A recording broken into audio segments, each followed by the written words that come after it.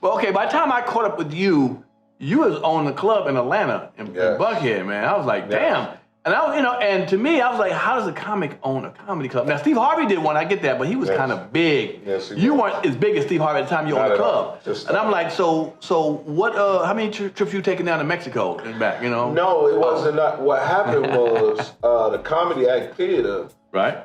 Which the owners were Michael Williams. And the other dude, his brother. Mm-hmm. Promise, because back in Atlanta during that time, early 90s. Early 90s, if you told anybody black that you was a comedian, first thing, hey, when you gonna be performing at the Comedy Act? Like, that's the only thing that will validate. And I was doing main white rooms, man, coconut runs, down, doing the comedy zones and all of those. And so the owner told me, yeah, I'm gonna let you open up for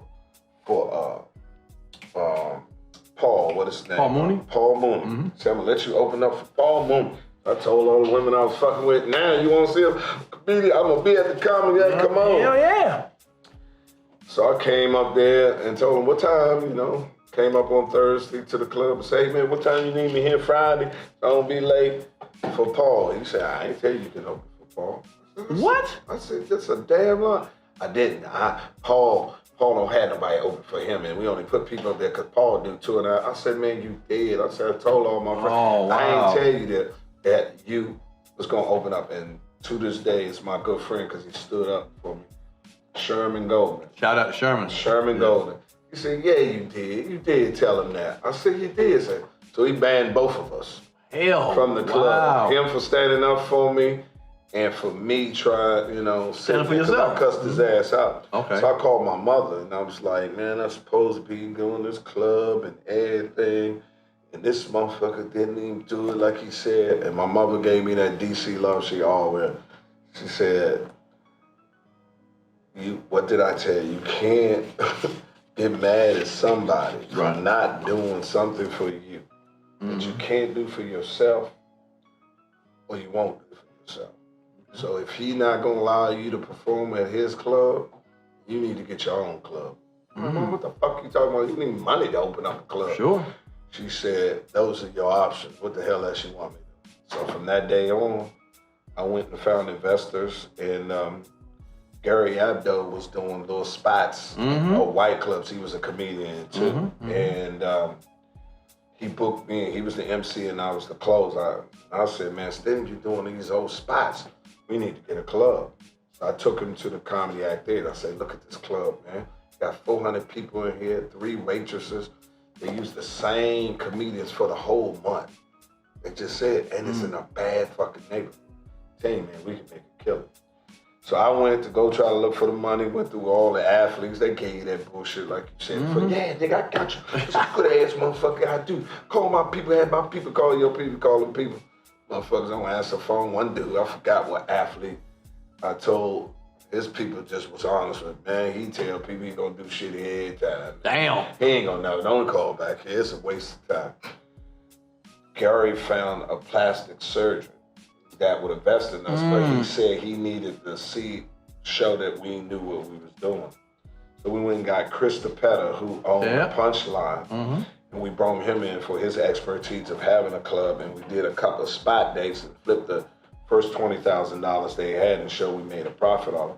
So he gave us the other $500,000 for that to open up the club. Wow. So since Comedy Act was downtown, kind of in a bad area on there, and black people wasn't going to Buckhead at that time. Right. I named it Uptown, and that's how we started.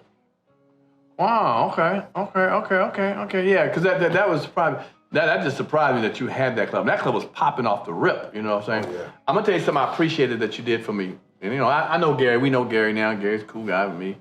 But I remember I was supposed to come to do the show, and I had X amount for the week, and you paid me X amount of money in a hotel, and you said we'll fly you out. I said, cool, thanks.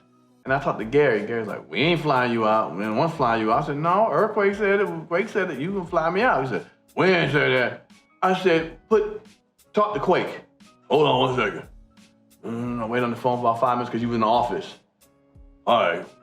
She wouldn't fly you out. I said, well, damn, thank you, Quake. Shit. That motherfucker, I always remember, it might be small to you or whatever, No, but I remember. small. I mean, it was constant battles. Just like, you know, I had a couple battles because Gary was, he wasn't astute on urban comedy. There you go. You know what I mean? Because I remember it was a battle to get T.K. Kirkland. Oh, wow. In there. I don't want that kind of filth and this and that. I said, let me ask you something. Are you selling the tickets or are you buying the tickets? Ooh, god damn, homie. Ain't nobody come to see you, Otis. Yeah. Right. We in the business. This is for the clientele, Right. not for your personal taste. Yeah. I mean, he fired Chris Tucker. Because Chris kept it in the fence. Chris kept coming in late, not respecting him. But I made sure that he paid Chris for the whole week.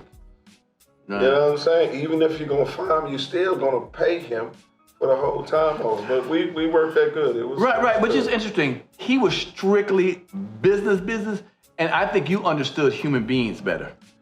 No, he was the type of person that was looking at it from a point of how do I expand this, you know, bigger into a conglomerate on it. You know what I mean? He was more on that point, at the business aspect of it. Mm-hmm. The only reason I wouldn't say business, why?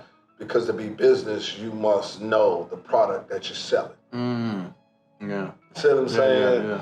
Yeah. You got to know the nuances of what we do. Mm-hmm. You know, and you know that wasn't his forte. That's what Vines was. That's what you, okay.